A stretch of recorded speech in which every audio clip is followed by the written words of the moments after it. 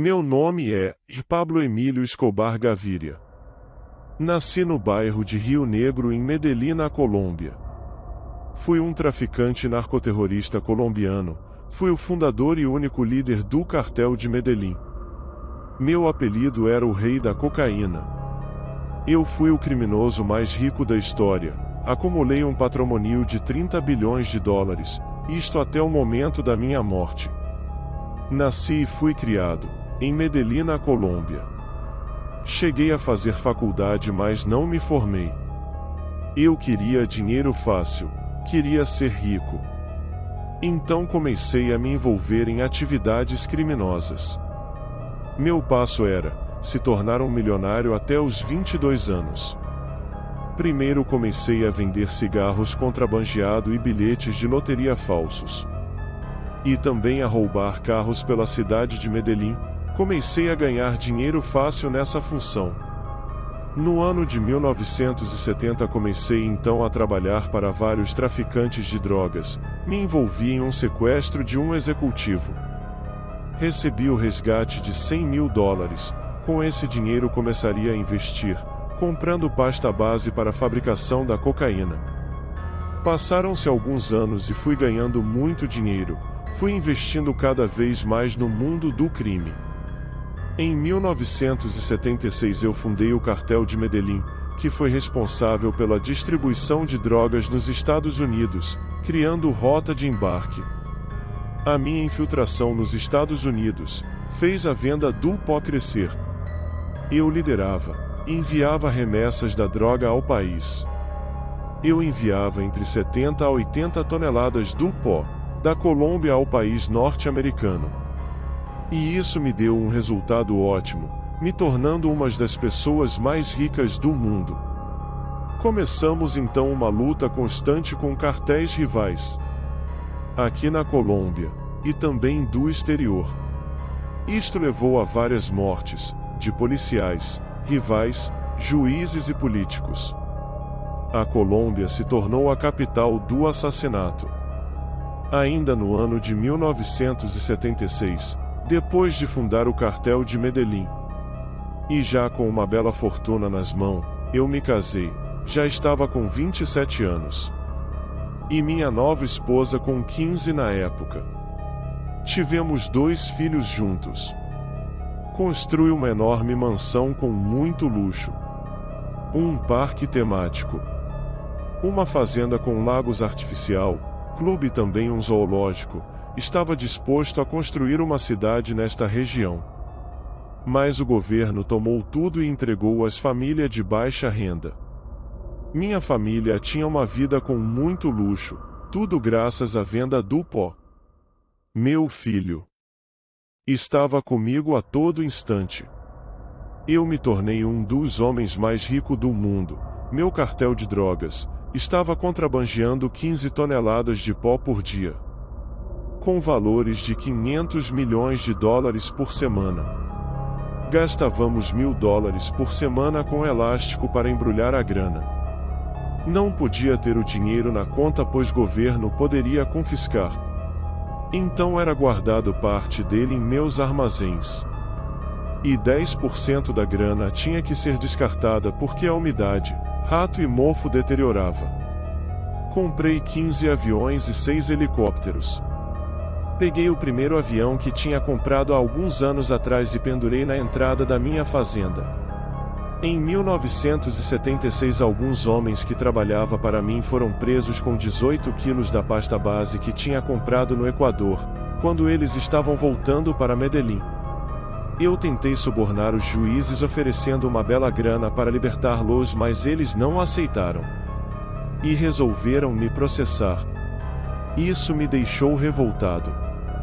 Depois de alguns meses, eu oferecia cada vez mais grana e eles não aceitavam.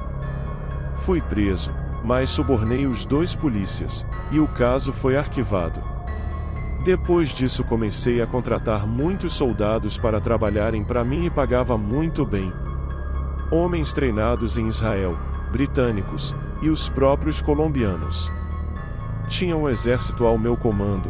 Subornei vários oficiais de justiça, do governo, juízes e outros políticos, E muitas vezes, se não aceitava o suborno, levava chumbo. Eu enviava o dinheiro. Se eles não aceitavam, levava chumbo. Isto era a lei. Eu dava a ordem, meus capa. Se eles não aceitavam, levava chumbo. Isto era a lei. Eu dava a ordem, meus capangas executavam os serviços. Eu fui o responsável pela morte de 3 candidatos à presidência da República. E também pela explosão do avião Avianca 203. Do prédio de segurança de Bogotá em 1989. Em 1985 estive envolvido numa sangrenta guerra pelo controle do tráfego com o cartel de Cali durante quase toda a existência. Eu enviava carta às minhas vítimas, as convidava para seus próprios enterros.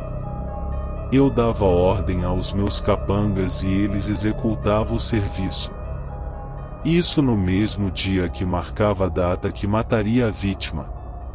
Minha organização tinha aviões, lanchas, vastas propriedade, terras a se perde de vista, veículos caros. Todo o império que construi com a venda do pó. Me colocou na revista Forbes como o 7º homem mais rico do mundo, com o meu cartel controlando 80% do mercado mundial do pó da coca. Chegávamos à soma de 30 bilhões de dólares por ano. Me tornei o inimigo número 1 do governo colombiano e americano. Eu era considerado um herói aqui em Medellín. Eu tinha bons relacionamentos com o povo pobre da região e melhorei as condições de vida de muitos aqui da cidade. Com construções de casas e também distribuía dinheiro aos pobres. Eu financiava um time da cidade, construí estádios. Entrei para o mundo da política e cheguei a ser suplente de deputado, mas não cheguei a ocupar o cargo, fui denunciado.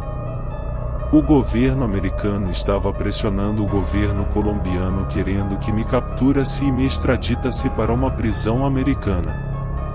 Isto eu não aceitaria, preferia um túmulo em Medellín do que uma cela nos Estados Unidos.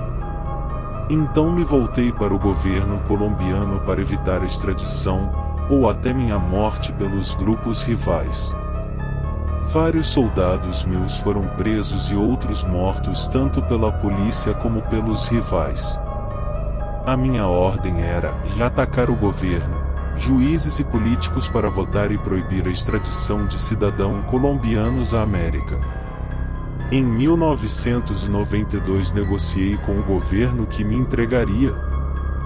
Disse que construiria a minha própria prisão. Tudo isso para evitar minha extradição. Fui preso na prisão que eu mesmo construí, uma prisão particular. Muito luxuosa. Com campo de golfe, piscina, academia, salão de festas e jogos, com belas visitas de belas mulheres e guardas contratados por mim. La Catedral, o nome dado a este luxuoso presídio arquitetado por mim. Eu negociei com o governo colombiano a minha sentença de 5 anos de prisão e a garantia de não extradição. Podia sair da prisão a hora que queria, pois lá era minha fortaleza onde eu me sentia seguro, pois vários dos meus guarda-costa contratados estavam sendo capturados e mortos. Eu temia. Após alguns infelizes ter denunciado por fotos a minha vida na La Catedral, a opinião pública forçou o governo a agir e acabou com minha mordomia, querendo me transferir para outra prisão.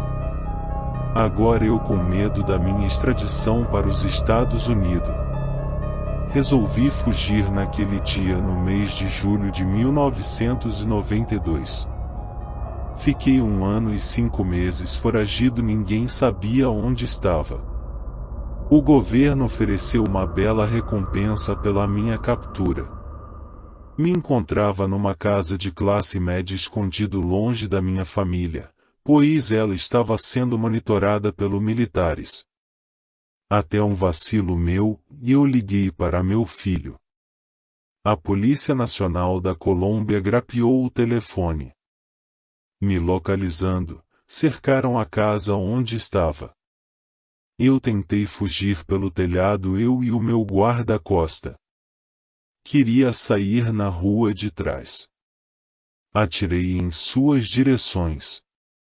Mas tinha muitos, eu não teria chance contra eles. Mas fui baleado, com 2 tiros na perna. Meu parceiro e guarda-costa foi morto pela polícia. Sem outra alternativa, sem saída, atirei na minha própria cabeça, ou me atingiram na cabeça, não lembro agora. Tudo escureceu. Minha vida se acabava ali, já era para mim. O grande rei do pó se foi. No meu funeral estava mais de 25.000 pessoas, todos queriam tocar no meus caixão. Fui enterrado. Até os dias de hoje virei uma lenda. Sendo retratado em filmes, séries, livros, documentário. No ano de 2006 eu fui exumado. Pegaram meu crânio para um possível teste de DNA desconhecido por mim na minha época da vida. Colocado em um novo caixão e enterrado novamente. Obrigado por ter me ouvido. O grande Pablo Escobar, até a próxima.